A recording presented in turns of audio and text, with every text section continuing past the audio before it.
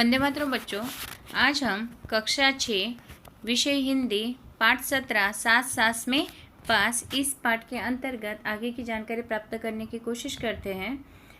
जैसे कि देखिए, पहले हम थोड़ा बहुत लेखक के बारे में जानने की कोशिश करेंगे कि ये जो पाठ है ये एलेक्स एम जॉर्ज द्वारा लिखित एक निबंध है जो बांस के बारे में है।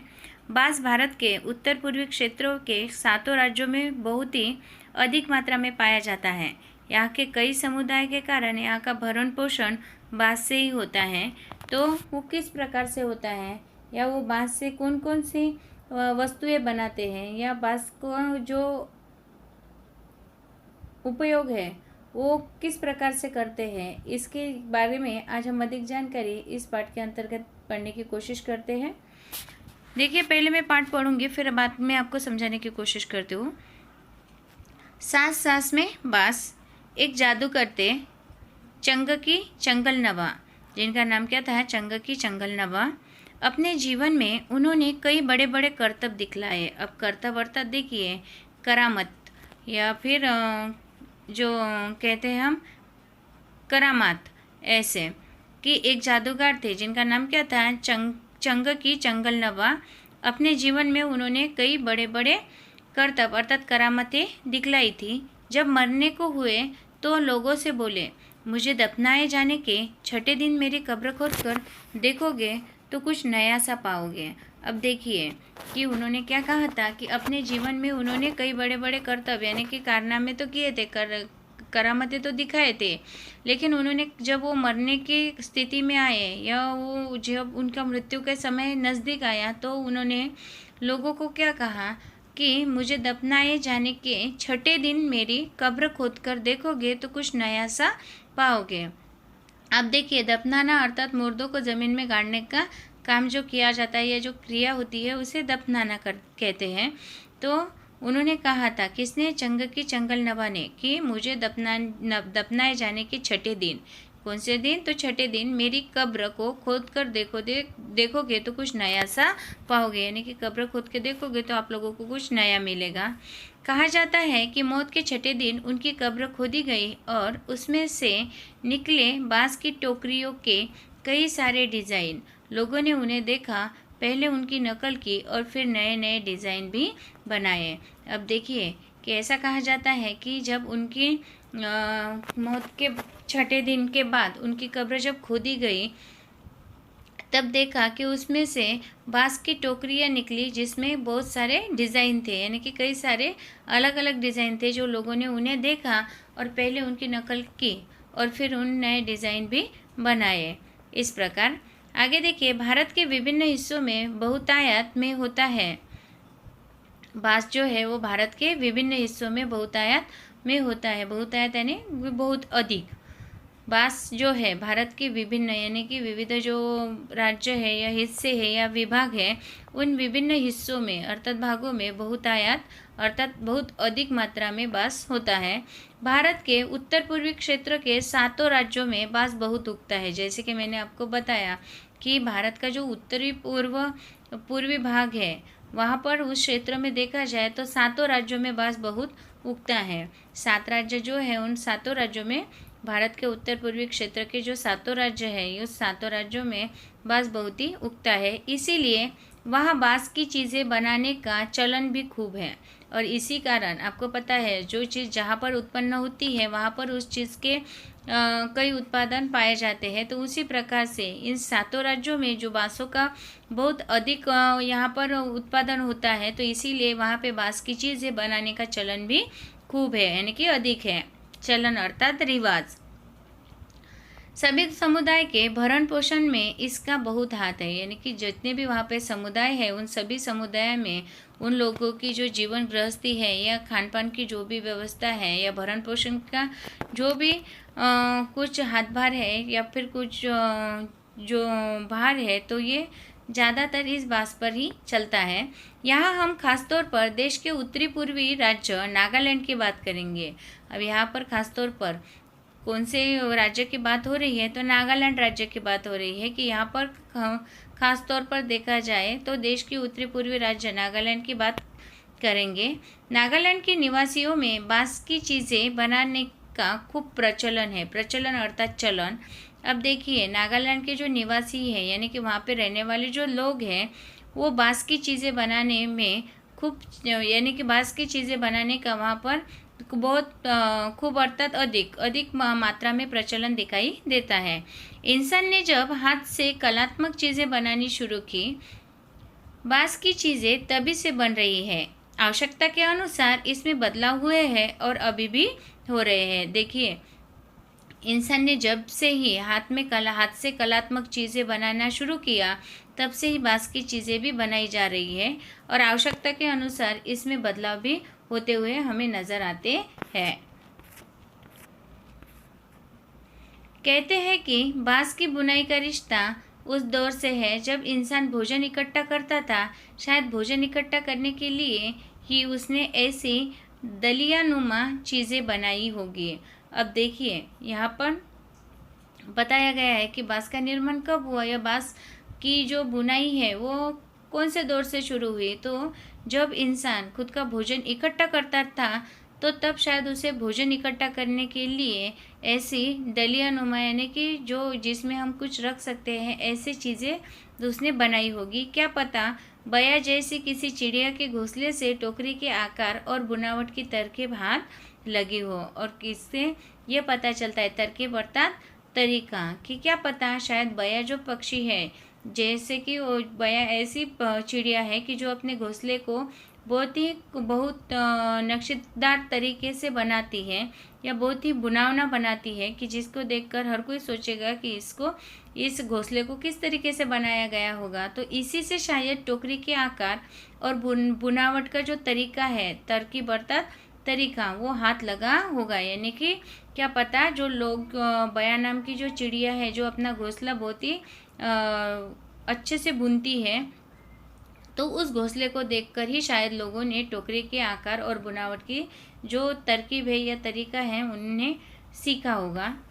आगे देखिए बाँस से केवल टोकरियाँ ही नहीं बनती, बाँस की खपचियों से ढेर चीज़ें बनाई जाती है। देखिए बाँस से ऐसा नहीं है कि केवल टोकरियाँ ही बनती हैं, लगभग बाँस की जो खपचियाँ हैं जिसे वो क्या कहते हैं बाँस को छील के जो उसकी पतली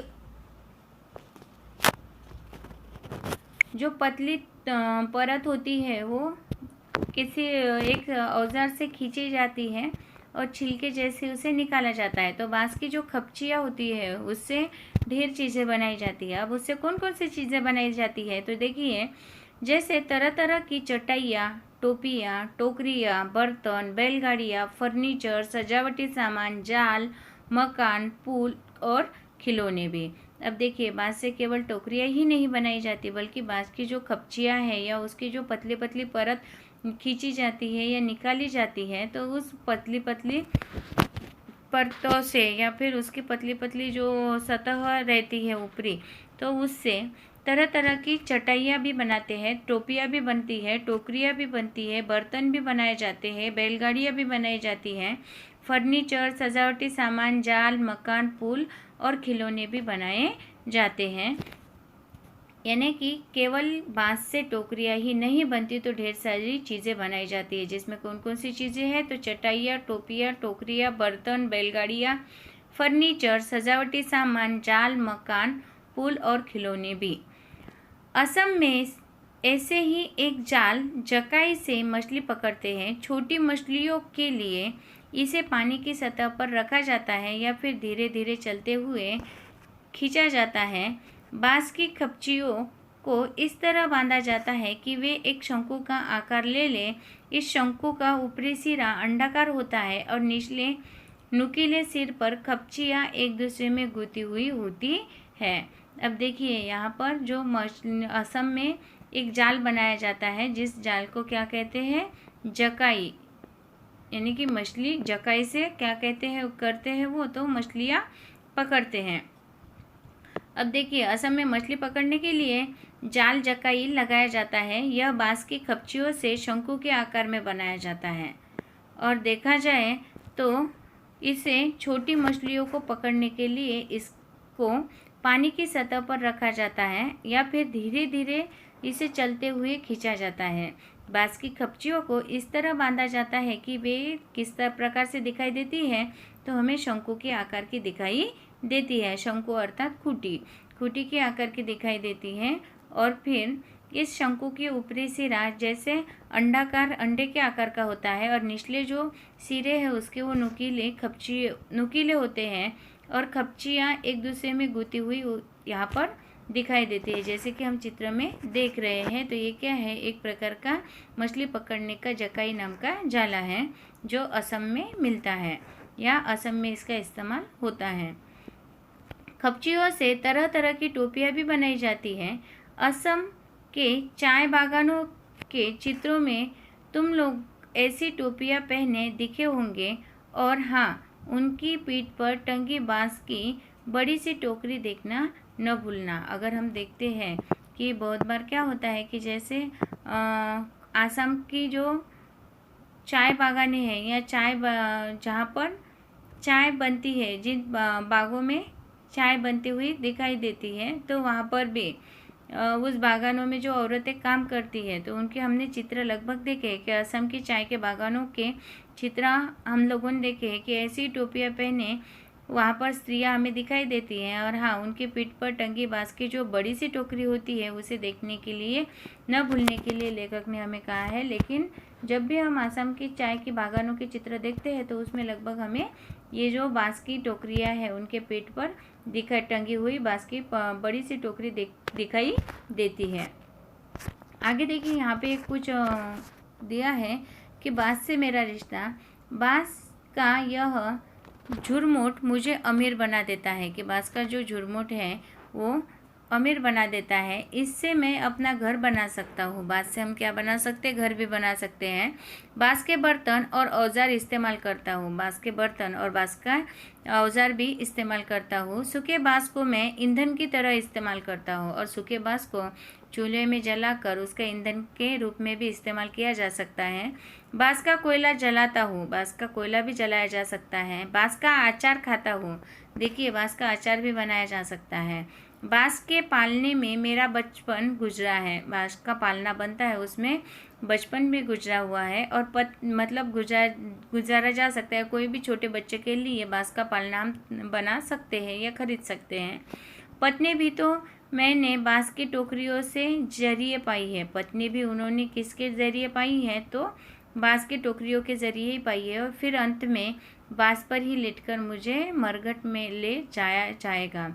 और अंत में देखिए कि हमारी ज़िंदगी की शुरुआत भी बाँस से ही होती है, और अंत भी हमारा बाँस से ही होता है। तो इतना मिलता जुलता बाँस हमारी ज़िंदगी का एक हिस्सा है। आगे देखते हैं।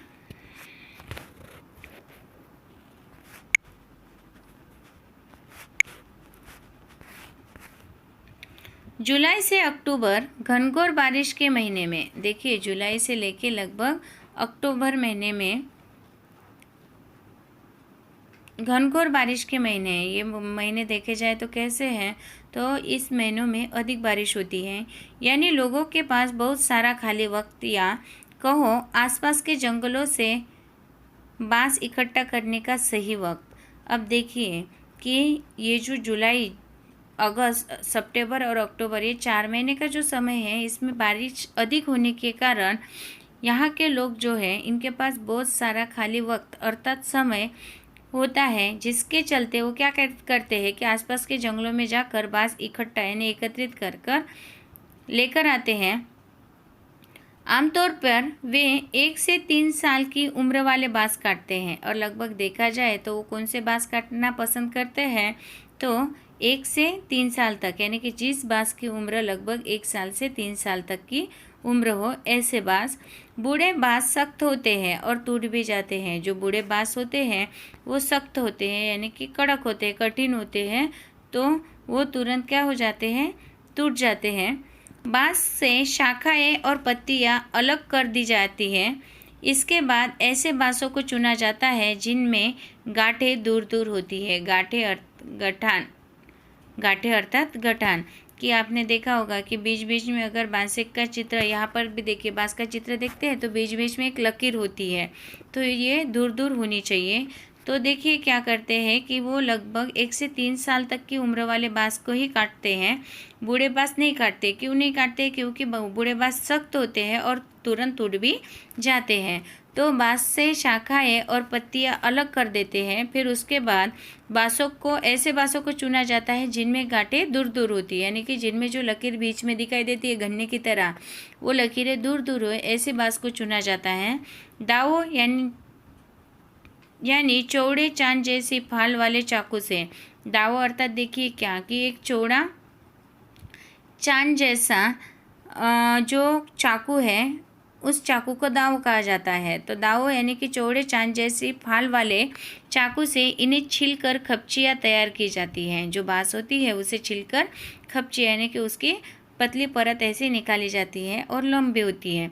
खपचियों की लंबाई पहले से ही तय कर ली जाती है, यानी कि कितनी लंबी खपची चाहिए, तो ऐसे खपचियों की लंबाई भी पहले से ही तय कर ली जाती है। अर्थात वो लोग पहले ही निश्चित करते हैं। तय कर लेना है अर्थात निश्चित कर लेना। मसलन आसन जैसी छोटी चीज़ें बनाने के लिए बाँस को हर एक गठान से काटा जाता है।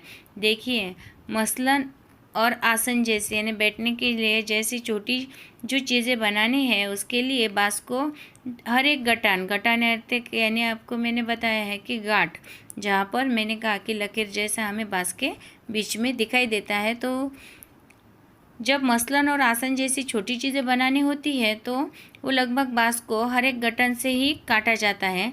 लेकिन टोकरी बनाने के लिए हो सकता है कि 2 या 3 या 4 गठानों वाली लंबी खपचियाँ काटी जाए, और अगर उनको टोकरियाँ बनानी हो तो तब उन्हें क्या करना पड़ता है कि 2 या 3-4 गठाने वाली लंबी खपचियाँ काटी जानी पड़ती, यानी कि लंबी खपचियाँ काटनी पड़ती है।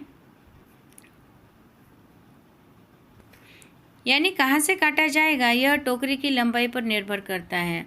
देखिए कि वो कहाँ से काटना है, बाँस को कहाँ से काटा जाए, इसके लिए क्या किया जाता है कि उसकी जो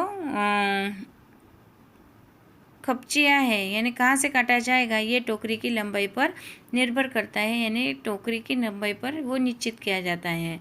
कि जैसे देखा है हमने अभी कि लगभग उत्तर पूर्वी भारत में जुलाई से अक्टूबर तक बहुत अधिक बारिश होने के कारण वहाँ के लोगों के पास कोई काम नहीं होता, इसलिए वे उस समय बाँस इकट्ठा करते हैं और 1 से 3 साल की उम्र वाले बाँस सामान बनाने के काम लाए जाते हैं। बूढ़े बाँस सख्त होने के कारण जल्दी टूट जाते हैं। बाँस से शाखाएं और पत्तियां अलग कर दी जाती हैं। दावो यानी चौड़ी फाल वाले चाकू से वो बाँस छीलकर खपचियाँ तैयार कर ली जाती है और खपचियों की लंबाई भी उतनी ही रखी जाती है जितनी की वस्तु बनाने में लगती हो। इस प्रकार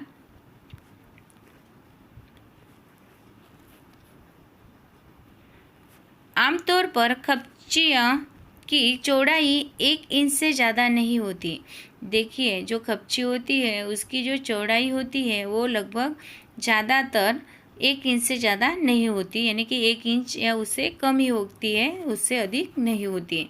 चौड़ी खपचियाँ किसी काम की नहीं होती, इन्हें चीरकर पतली खपचियाँ बनाई जाती है। देखिए जब चौड़ी खपचियाँ होती है तो वो इतनी जो चौड़ी खपचियाँ होती है वो किसी काम नहीं आती, इसलिए इन्हें चीरकर पतली पतली खपचियों में परिवर्तित किया जाता है। पतली खपचियाँ लचीली होती है, पर जो पतली खपचियाँ होती है वो कैसी होती है? लचीली होती है, यानी कि उनमें जो पिरोने का काम करते हैं या बुनने का काम करते हैं तो वो उसमें आसानी से हो सकती है। खपचियाँ चीरना उस्तादी का काम है। अब देखिए खपचियाँ जो चीरने का काम है वो एक तरह का उत्तम कारागिर का ही काम होता है। हाथों की कलाकारी के बिना खपचियों की मोटाई बराबर बनाए रखना आसान नहीं। देखिए कि जो हाथों की कलाकारी जानते हैं या खपचियाँ चीरना जानते हैं एक उस्तादी काम है, यानी कि हुनर वाला काम है।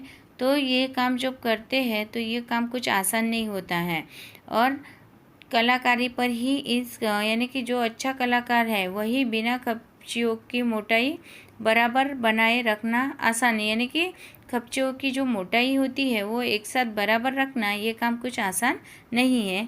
इस हुनर को पाने में काफ़ी समय लगता है। अब हुनर अर्थात कलाकारी, कि इस कलाकारी को सीखने में लगभग काफ़ी समय यानी कि अधिक समय लगता है। आशा करती हूँ कि आपको भाग 1 के अंतर्गत जो जानकारी दी गई है वो अच्छे तरीके से समझ में आई होगी। आगे की जानकारी हम भाग 2 के अंतर्गत पढ़ने की कोशिश करेंगे। तब तक के लिए धन्यवाद।